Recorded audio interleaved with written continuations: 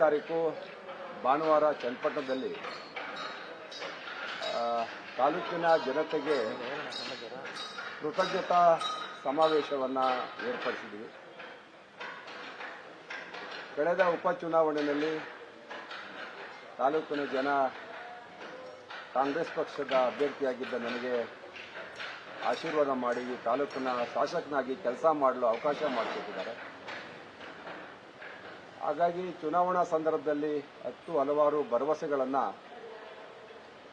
ಸರ್ಕಾರದ ವತಿಯಿಂದ, ಪಕ್ಷದ ವತಿಯಿಂದ, ನಮ್ಮ ಪಕ್ಷದ ವರಿಷ್ಠರು, ಮಾನ್ಯ ಮುಖ್ಯಮಂತ್ರಿಗಳು, ಉಪಮುಖ್ಯಮಂತ್ರಿಗಳು, ಸರ್ಕಾರದ ಸಚಿವರು ಸಾಕಷ್ಟು ಭರವಸೆಯ ಮಾತುಗಳನ್ನು ಆಡಿದರು.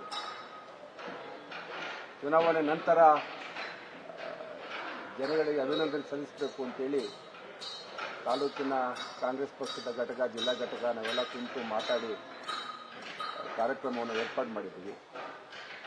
ತಾಲೂಕಿನಾದ್ಯಂತ ಸುಮಾರು 50,000ಕ್ಕಿಂತ ಹೆಚ್ಚಿಗೆ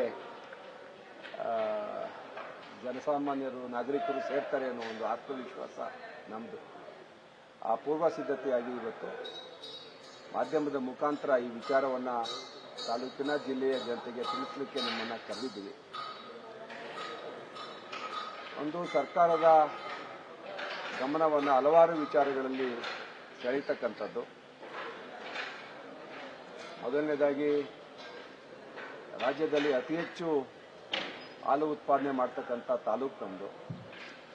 ಇವತ್ತು ಹೈನುಗಾರಿಕೆಯಲ್ಲಿ ನಮ್ಮ ಜನ ಬಹಳಷ್ಟು ನೊಂದೋಗಿದ್ದಾರೆ. ಅವರು ಹೈನುಗಾರಿಕೆ ಮಾಡಲಿಕ್ಕೆ ಆಗ್ತಾ ಇಲ್ಲ. ಹಾಲಿಗೆ ಬೆಲೆ ಏನು ಇವತ್ತು ಸರ್ಕಾರ ನಿಗದಿ ಮಾಡಿದೆ, ಒಕ್ಕೂಟಗಳು ನಿಗದಿ ಮಾಡಿದೆ, ಅದು ಕನಿಷ್ಠ ಬೆಲೆ. ಅದರಿಂದ ರೈತರಿಗೆ ಆದಾಯ ಬರ್ತಾ ಇಲ್ಲ. ಇಡೀ ದೇಶದಲ್ಲಿ ಅತಿ ಕಡಿಮೆ ರೇಟ್ ಫಿಕ್ಸ್ ಮಾಡಿದ್ದು ಹಾಲಿಗೆ ಕರ್ನಾಟಕದಲ್ಲಿ ಮಾತ್ರ. ಹಾಗಾಗಿ ಹೈನು ಉದ್ಯಮ ಉಳಿಬೇಕು, ಅದನ್ನು ಬೆಳೆಸಬೇಕು ಅಂದರೆ ಅದಕ್ಕೆ ಮಾನ್ಯ ಮುಖ್ಯಮಂತ್ರಿಗಳು 5 ರೂಪಾಯಿ ಹೆಚ್ಚಿಗೆ ಹಾಲಿಗೆ ಲೀಟ್ರಿಗೆ ಪ್ರೋತ್ಸಾಹಧನ ಬೆಲೆ ಜಾಸ್ತಿ ಮಾಡ್ತೀವಿ ಅಂತ ಹೇಳಿದ್ರು. ಅದನ್ನು ಮಾಡಬೇಕು ಅನ್ನೋ ಒಂದು ಒತ್ತಾಯ. ತಾಲೂಕಿನಲ್ಲಿ ಉಳಿದಿರ್ತಕ್ಕಂಥ ನೀರಾವರಿ ಯೋಜನೆಗಳಿಗೆ ಹೆಚ್ಚು ಒತ್ತು ಕೊಡಬೇಕು. ಚನ್ನಪಟ್ಟಣದಲ್ಲಿ UGDಗೆ ಹಣ ಬಿಡುಗಡೆ ಮಾಡಬೇಕು. ಸಾಕಷ್ಟು ಅಭಿವೃದ್ಧಿ ಆಗಬೇಕು. ಜಿಲ್ಲೆಯಲ್ಲಿ ಆನೆ ಹಾವಳಿ ಇದೆ. ಸುಮಾರು 300 ಕೋಟಿ ರೂಪಾಯಿಗಿಂತ ಹೆಚ್ಚಿಗೆ ಹಣ ಬೇಕು. ಆನೆ ಹಾವಳಿನ ನಿಯಂತ್ರಣ ಮಾಡಬೇಕಾದ್ರೆ 100 ಕಿಲೋಮೀಟ್ರು ಬೇಲಿ ಹಾಕಬೇಕು, ರೈಲ್ವೆ ಬ್ಯಾರಿಕೇಡ್ ಹಾಕಬೇಕು, ಆನೆ ಕಾಡಿಂದ ಬರ್ದಂಗೆ ತಡಿಬೇಕು. ಇದಕ್ಕೆಲ್ಲ ಸಾಕಷ್ಟು ಅನುದಾನ ಬೇಕು. ಸರ್ಕಾರದಿಂದ ಹಣ ಸಿಗಬೇಕು ನಮಗೆ. ಆ ನಿಟ್ಟಿನಲ್ಲಿ ವಿವಿಧ ಇಲಾಖೆಗಳ ಕಾರ್ಯಕ್ರಮಗಳ ಅಡಿಯಲ್ಲಿ ತಾಲೂಕು ಅಭಿವೃದ್ಧಿ ಆಗಬೇಕು.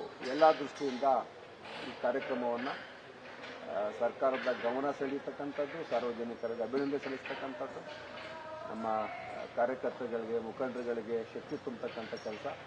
ಮತ್ತು ಮುಂದೆ ತಾಲೂಕ್ ಪಂಚಾಯತಿ, ಜಿಲ್ಲಾ ಪಂಚಾಯತಿ ಚುನಾವಣೆಗಳು ಬರ್ತವೆ.